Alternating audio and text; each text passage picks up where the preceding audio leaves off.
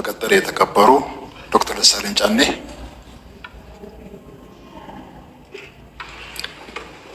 አመሰግናለሁ። የተከበሩ አፈ ጉባኤ፣ ክቡር ጠቅላይ ሚኒስትሩንም በመንግስታቸው የስራ አፈጻጸም ሪፖርት ላይ ለምናነሳቸው አስተያየቶችና ጥያቄዎች ማብራሪያ ለመስጠት በምክር ቤቱ ስለተገኙ ከልብ ማመስገን እፈልጋለሁ። ዛሬ ስድስተኛው የፓርላማ ዘመን የ5ኛ ዓመት የመጨረሻ የመንግስት ሪፖርት የሚቀርብበት ቀን ነው። ላለፉት 5 ዓመታት ገዢው ፓርቲ የሚያጸድቃቸውን ህጎችና ፖሊሲዎች በጭፍን ሳልደግፍና በጭፍን ሳልቃወም ህዝባችን የሚገረፍበትን አለንጋ እያየሁ ድምፄን ሳላጠፋ የመንግስት አሰራሮችን ያለማወላወል ስተች እንዲሁም ለሀገሬ ይጠቅማል ያልኩትን ከሀሳብ ሰነዝር ቆይቻለሁ። የዚህ የስልጣን ዘመን ትዕይንት መጋረጃ ከመዘጋቱ በፊት ግን የኢትዮጵያ ህዝብ ነባራዊ የኑሮ ሁኔታ፣ የየዕለት ተግዳሮትና ጭንቀት እንዲሁም ይህንን አስቸጋሪ የኑሮ ሁኔታ የወለደውን የመንግስትዎን መዋቅራዊ ድክመት የዚህ ዘመን የማይታበል የታሪክ እውነት አድርጌ በታሪክ ፊት ለመመስከር እወዳለሁ።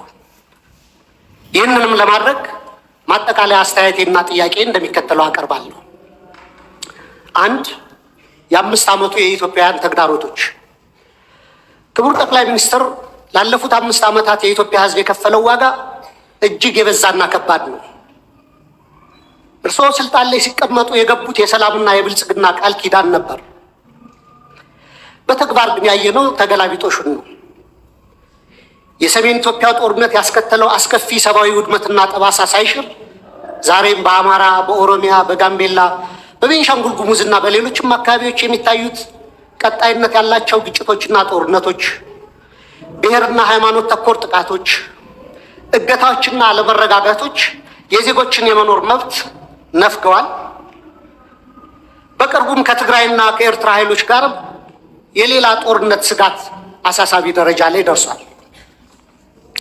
በፖለቲካው መስክም የፖለቲካ ምህዳሩ መጥበብ፣ የሀገራዊ ተቃርኖች መስፋት ወይም ፖለቲካል ፖላራይዜሽን፣ የነፃ ሲቪል ማህበራት መኮስመን፣ በጋዜጠኞችና በሚዲያዎች ላይ እገዳዎችና እክሎች ዜጎች አማራጭ ድምፅ እንዳያሰሙ አፍነዋቸዋል።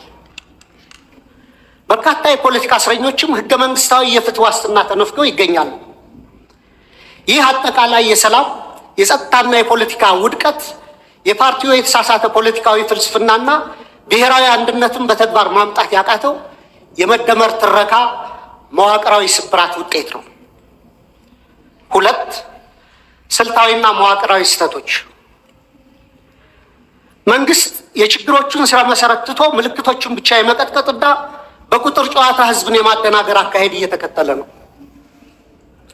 በተላከልን የመንግስት አፈጻጸም ሪፖርት ላይ የሀገሪቱ ኢኮኖሚ በ2018 በጀት ዓመት 10.2 እንደሚያድግ፣ የግብር ገቢ 1.5 ትሪሊዮን ብር መድረሱን፣ የሸቀጦች የወጭ ንግድ 11 ቢሊዮን ዶላር ማስገኘቱንና የውጭ ሐዋላ ፍሰት 7.7 ቢሊዮን ዶላር መድረሱ ተገልጿል። ነገር ግን እነዚህ የቁጥር ስኬቶች የዜጎችን የኑሮ እውነታ ፍጹም አይወክሉም። እንዲያውም መሬት ላይ ካለው እውነታ ጋር በጽኑ ይጋጫሉ።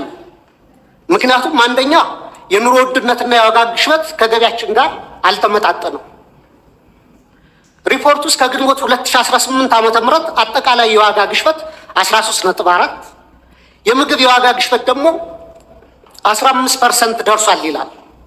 ይህን ግሽበት ለመደጎም መንግስት 379 ቢሊዮን ብር ማውጣቱ ቢገለጽም በተግባር ግን ባለፉት ዓመታት የተተገበረው የማክሮ ኢኮኖሚ ማሻሻያ ዝቅተኛውን የማህበረሰብ ክፍል ለከፋ ድህነት በዳረገበት ሁኔታ ላይ እንገኛለን። ማሻሻያውን ተከትሎ የመጣው ሰማይ የነካ የዋጋ ግሽበት በሚሊዮኖች የሚቆጠሩ ዜጎችን የመግዛት አቅም ሙሉ በሙሉ አሳጥቷል። ይህንንም ተከትሎ ቋሚ ደሞዝ የሚከፈላቸው የመንግስትና የግል ድርጅቶች ሰራተኞች፣ ዝቅተኛ ገቢ ያላቸው የከተማ ነዋሪዎች፣ አነስተኛ ነጋዴዎች፣ አነስተኛ ይዞታ ያላቸው አርሶ አደሮችና አርብቶ አደሮች ወገኖቻችን በስውር ረሃብ ውስጥ ወድቀዋል። የቤት ኪራይ ከአብዛኛው ዜጎቻችን ወርሃዊ ገቢ በላይ ሆኗል። በአሁኑ ወቅት በሀገራችን መካከለኛ የሚባል የህብረተሰብ መደብ ጠፍቶ ጥቂት እጅግ የበለጸጉና አብዛኛው በድህነት የሚማቀቅ 2 መደቦች ሆነዋል። ሌላው የተደበቀ የሀገር ውስጥ ዕዳ መኖሩ በሪፖርቱ መረጃ መንግስት በበጀት ዓመቱ 1.13 ትሪሊየን ብር ብድር መልቀቁንና 91% የሚሆነውም ለግሉ ዘርፍ የተሰጠ ነው ይላል። ክቡራን የብሔራዊ ባንክ ገዥና የፋይናንስ ሚኒስትርን በተደጋጋሚ ላለፉት ዓመታት መንግስት አንድም ሳንቲም የንግድ ብድር ኮመርሻል ሎን አልተበደረም እያሉ ይናገራሉ። ይህ የውጭ ንግድ ብድርን ብቻ ነጥሎ በማየት እውነታውን የማደብዘዝ አካሄድ ነው። መንግስቶ በግምጃ ቤት ሰነድ እና በሀገር ውስጥ የዕዳ ዋስትናዎች አማካኝነት ከሀገር ውስጥ ባንኮችና ተቋማት በቢሊዮኖች የሚቆጠር ብር እየተበደረ መሆኑንና ይህም የሀገር ውስጥ የዕዳ ሸክምን በከፍተኛ ደረጃ እንዳናረው እና የግሉን ዘርፍ ብድር እንዳጣበበው ለምን ተደበቀ? በየጊዜው በዚሁ ፓርላማ የምናጸድቃቸው በቢሊዮኖች ዶላሮች የሚቆጠሩ የእርዳታ ብድሮች ኮንሴሽናል ሎንስ ለምን በሪፖርቱ አይካተቱ? የዕዳው ምንጭና አይነት መለወጡ ዕዳው መኖሩን ያስቀራል ወይ? ሪፖርቱ አሁንም ድረስ ከግል ዩሮ ቦንድ ባለቤቶች ጋር ያለው ድርድር ስላልተቋጨ ሀገሪቱ በከፍተኛ የዕዳ ቀውስ ውስጥ ያለች ወይም ዴት ዲስትረስ መሆኗንም ይሸሽጋል። በእርግጥ ይህን ጥያቄ ካስገባሁት በኋላ አዲስ ዴቨሎፕመንት ያለ በሚዲያዎች ተገልጿል። ሌላው የትምህርትና የማህበራዊ ዘርፍ መውደቅ አለ። በሪፖርቱ ላይ 26 ቢሊዮን ተማሪዎች መመዝገባቸው በስፋት ቢወራም የ12ኛ ክፍል ማጠናቀቂያ ፈተና ከወሰዱ ተማሪዎች መካከል 50% እና ከዚያ በላይ ማምጣት የቻሉት 8.7% ወይም 50 ሺህ ተማሪዎች ብቻ ናቸው። ይህም የመንግስትን የትምህርት ጥራት መዋቅራዊ ኪሳራ የሚያሳይ ነው። ክቡር ጠቅላይ ሚኒስትር 8.7% የማለፍ ምጣኔ በየትኛውም ዓለም ታይቶ የማይታወቅ ወይም 92% የመውደቅ ምጣኔ ከፍተኛ የትውልድ ብክነት ወይም ጀነሬሽናል ካታስትሮፊ ነው። እኔ የህይወቴን ግማሽ ጊዜ በማስተማር ነው ያሳለፉት በተለያዩ ደረጃዎች እና ኮመንሊ የሚባል አባባል አለ። መምህሩ ፈተና አውጥቶ ተማሪዎችን ማሳለፍ ካልቻለና ከወደቁ የወደቀው መምህሩ ነው የሚል ኮመን አባባል አለ በእኛ በአስተማሪዎች ዘንድና ይህን ያክል 92% የመውደቅ ምጣኔ ካለ እኔ ወድቋል ብዬ ማስበው ትምህርት ሚኒስቴር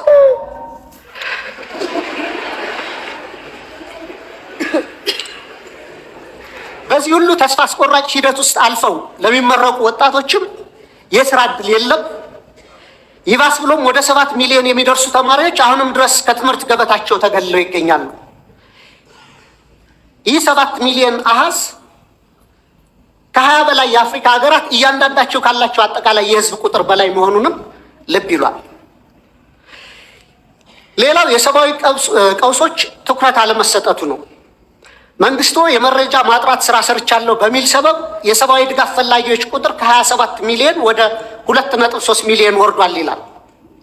ነገር ግን መሬት ላይ በጦርነትና በድርቅ ምክንያት የተፈናቀሉ፣ የዕለት ደራሽ እርዳታ ያጡ፣ ለቤተሰቦቻቸው ፍጆታ በቂ ምርት የማያመርቱ በሚሊዮን የሚቆጠሩ ዜጎች እያሉን ይህንን ቁጥር ወደ 2.3 ሚሊዮን ዝቅ አድርጎ ማቅረብ ፖለቲካዊ ቁጥር ማሳመር እንጂ የዜጎችን ነባራዊ ህይወት በተጨባጭ የሚያሳይ አይመስለኝም። እንደ WFP፣ ፋኦ፣ ፋሚሊ ኢርሊ ዋርኒንግ ኔትወርክ የሚያስቀምጡት ዝቅተኛ ግምት ከ15.8 እስከ 21.4 ሚሊዮን ኢትዮጵያ ከፍተኛ የምግብ እጥረት ውስጥ እንደሚገኙ ነው።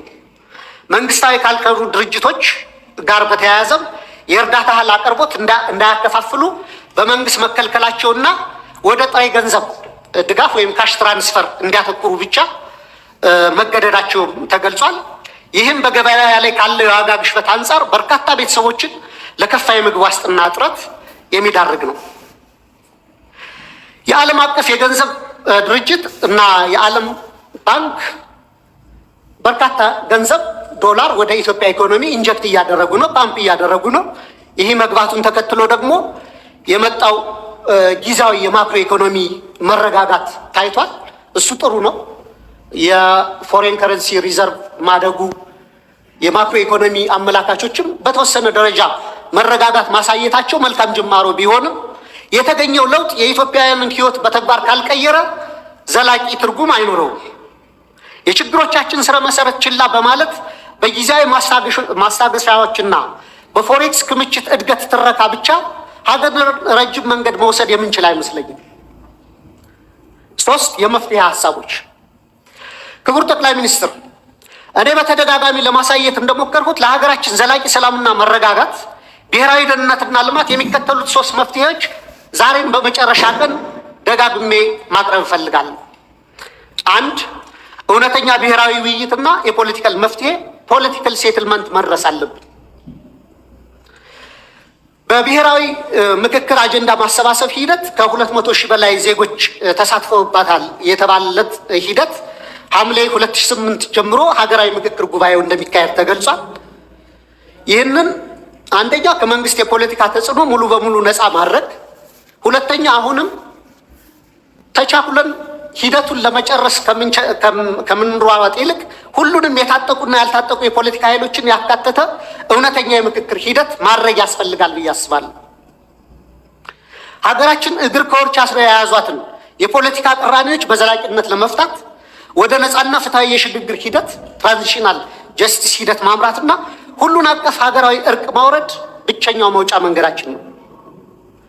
የታጠቁ ኃይሎች ውጊያ በቀጠሉበት ሁኔታ የሚካሄድ የምክክር ሂደቱ በተጠናቀቀ ማግስት የእርስ በርስ ጦርነቱ ከቀጠለ የምክክር ሂደቱ ከፍተኛ የገንዘብና ጊዜ ባከነበት ትርጉም የለሽ ሂደት ሆኖ እንደ ማንነትና ወሰን እንዲሁም እንደ ብሔራዊ እርቀ ሰላም ኮሚሽኖች ያለ ውጤት ይበተናል። 2 ሁሉን አሳታፊ ህገ መንግስታዊ ማሻሻያና እውነተኛ ፌዴራላዊ ስርዓት ማቆም ያስፈልጋል። ሁሉም ዜጎች እኔ ነው የሚሉት ህገ መንግስት እንዲኖረን የህገ መንግስት ማሻሻያ ማድረግ፣ ውሳኔዎችን ከአንድ ማዕከል በኃይል ከመጫን በመውጣት የክልሎችን የራስን ዕድል በራስ የማስተዳደር መብት ሙሉ በሙሉ የሚያከብር ነገር ግን ሀገራችንን ከብሔር መከፋፈል ወይም ባልካናይዜሽን የሚያወጣና ሀገራዊ እድገትን የሚያሰፍን ሚዛናዊ የስልጣን ክፍፍል መፍጠር፣ የሀብት ክፍፍሉንና ፊዚካል ፌዴራሊዝሙን የፈጠሩት የሀብትና የልማት ኢፍትሐዊነትንም ማረም ያስፈልጋል። የሀገር ውስጥ የምርት መነቃቃትና ማህበራዊ ዋስትናንም ማጠናከር ይገባናል። ትኩረቱን በኮሪደር ልማት፣ በሎጆችና ሪዞርቶች ግንባታና በወንዝ ዳር በፓርኮች ግንባታ ላይ ያደረገውን አካሄድ ገታ በማድረግ ለሀገር ውስጥ መሰረታዊ አምራች ኢንዱስትሪዎች ክሪቲካል የሚባሉ ኢኮኖሚያችንን በደንብ ሊያነሱ የሚችሉ ብረት ማውጣትና ማቅለጥ፣ ሜታለርጂ፣ የማሽነሪ ኢንጂነሪንግ፣ የነዳጅ ማጣሪያ አስታውሳለሁ። የነዳጅና ማዳበሪያ ማጣሪያ ፕሮጀክቶች ከመጀመራቸው ከ6 ወር በፊት ክቡር ፋይናንስ ሚኒስትሩን ለምን እነዚህም ፕሮጀክቶች አናስብም እያልኩ እየጠየቁ ነበር እና ያኔ በጀቱ በጣም ከባድ ነው፣ በእኛ አቅም አንችልም እየተባለ ነበርና አሁን የናቹራል ጋዝ ማውጣት ፕሮሰስ መጀመሩ በሱ ደስተኛ ነኝ። ግን ጎረቤት ሀገሮቻችን አሁንም ነዳጅ ያመርታሉ። ከነዚህ ሀገሮች ገዝተን አጣርተን ባይ ፕሮዳክቱንም የመጠቀም የሀገራችንን የነዳጅ ፍጆታ ከመሸፈን አልፈን ለጎረቤት ሀገሮች መላክ ስለምንችል በደርግ ጊዜ ተደርጎ ስለነበር አሁንም የነዳጅ ማጣሪያ እንዲታሰብበት፣ የማዳበሪያ ፋብሪካም ጠይቄ ነበር። የዩሪያው መጀመሩ በጎ ነው። የዳፕ ማዳበሪያ ፋብሪካ ማሰብ መጀመር አለብን። የፋርማሲውቲካል ኮምፕሌክስ፣ ምግብ፣ ዘይት፣ ቴክስታይል ወዘተ እነዚህ ፋብሪካዎች ላይ መስራት ያስፈልገናል።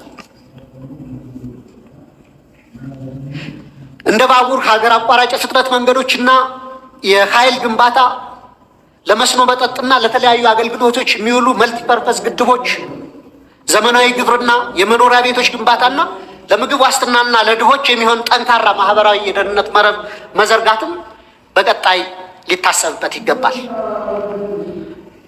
በመጨረሻም ጥያቄ መንግስቱ ላለፉት 5 ዓመታት ሲከተለው የቆየውን የፖለቲካ ችግሮችን በኃይል ከመፍታት ወደ ሰለጠነ የፖለቲካ ድርድር በመሻገር ሀገራዊ አቅምን የበሉትን የትጥቅ ግጭቶች በዘላቂነት ለመቋጨት ሁሉንም የታጠቁ ኃይሎች የሚጋብዝበት እውነተኛና አካታች የፖለቲካ ድርድር ለማድረግ እንዲሁም የህዝቡን መሰረታዊ ህልውናና የኑሮ ዋስትና ለማረጋገጥ የሚወስዱት በተግባር የሚለካ ግልጽ የሰላም የጊዜ ሰሌዳ ለማዘጋጀት ያለውን ቁርጠኝነት ቢያብራሩልን። የኢትዮጵያ ህዝብ አዲሱ 2019 ዓ.ም በተግባር ሊያዩ የሚችለው ተጨባጭ ተስፋ ምን እንደሆነም እንዲያስረዱ ጠይቃለሁ። በጣም አመሰግናለሁ።